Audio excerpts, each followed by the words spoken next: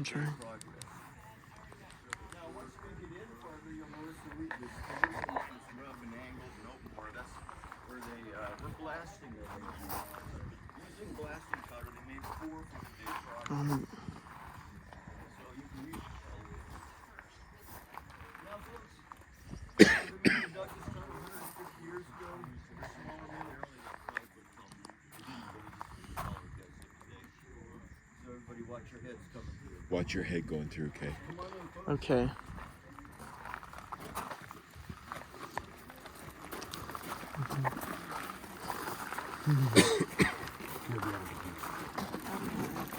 Phil.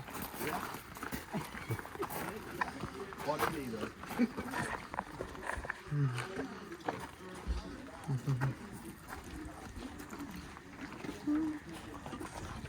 Oh yeah, watch your head. And that lamp too.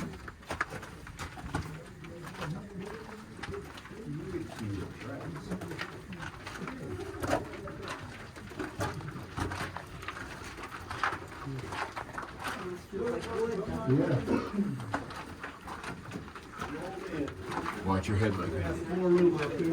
Got a little ceiling right there.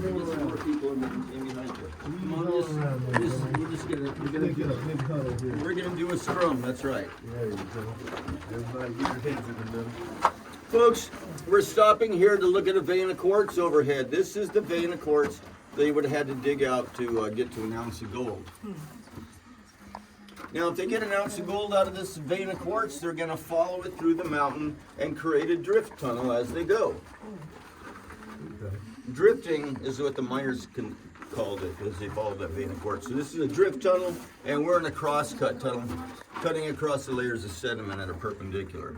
They have to get an ounce of gold out of this ton of quartz to make it worthwhile, I mean just to break even. But first they have to dig 10 ton of this metamorphic rock out of the way to get to a ton of quartz to get to the ounce of gold. Lots of digging to do here. And folks, that pesky black sand sitting on top of your gold is this hematite here.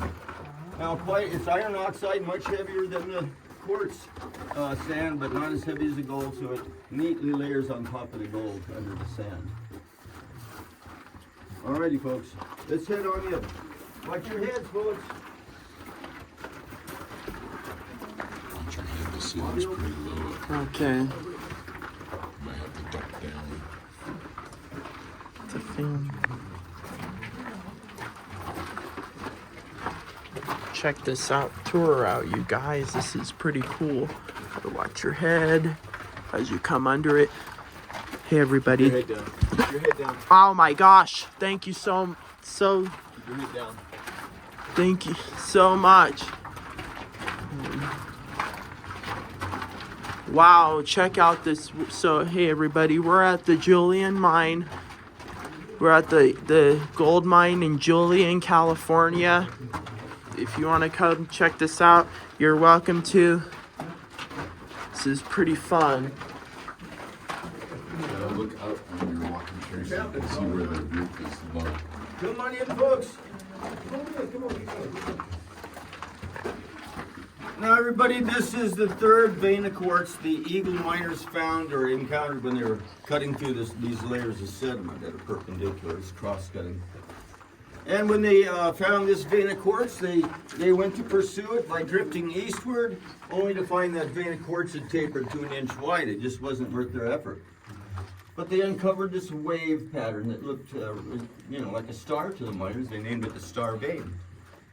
That wave pattern, geologists would tell you, is a compression fold, a fancy name for a dent in the rock from that tectonic collision 150 million years ago, which lasted nearly 100 million years. So it was a very slow motion collision.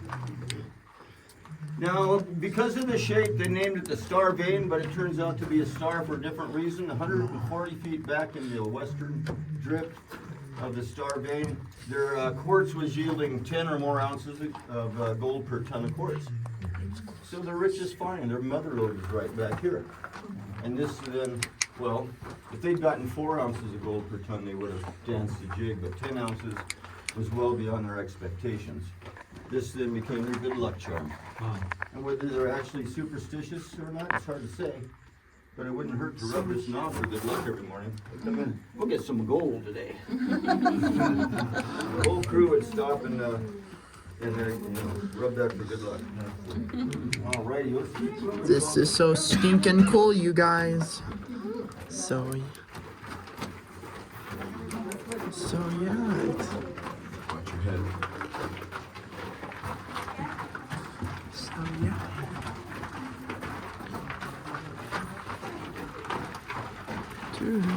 So yeah. So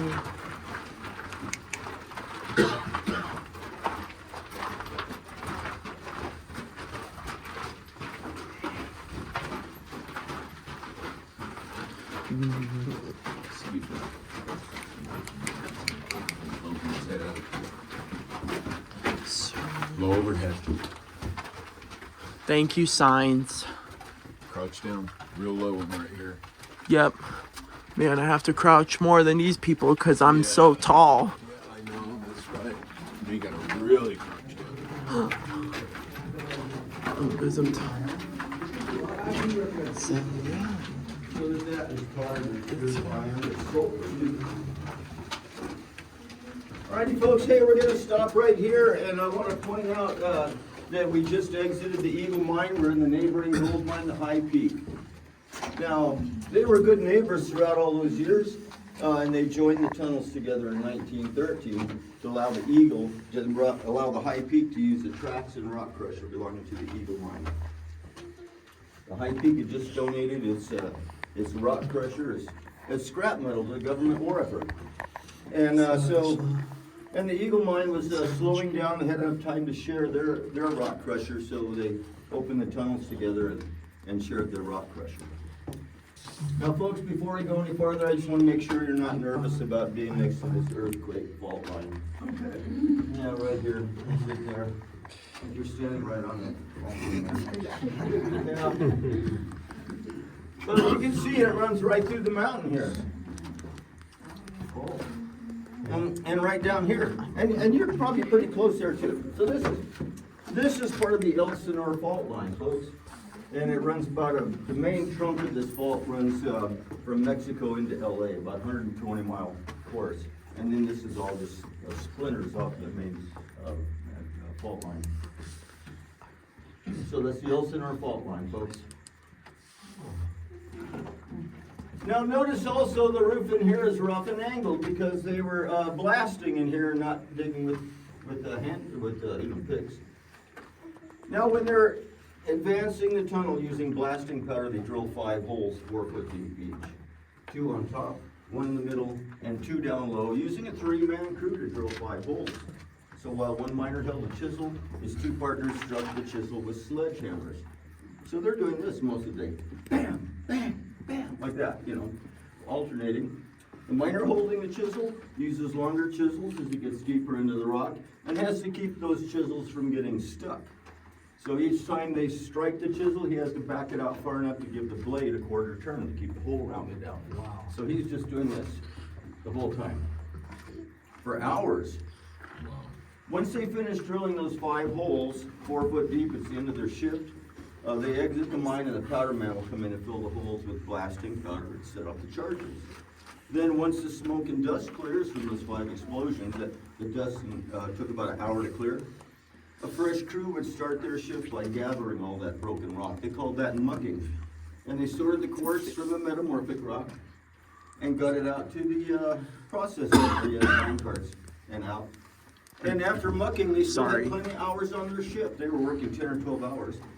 Shift. So once they finished mucking, the crew would break up. 3 of the men would drill 5 holes for the powder man. Some of the crew may lay a section of track to get the minecart closer to their work.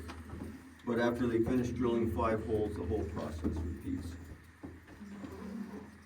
Now, folks, we're almost to the end of the this crosscut. Right in front of us is that vertical shaft where there's 5 tunnels. They access from that hoist bucket in front of us. And then we'll, from there, we'll make a right turn and go into drift tunnels the rest of the way, follow drift tunnels out. So let's hit this for everybody.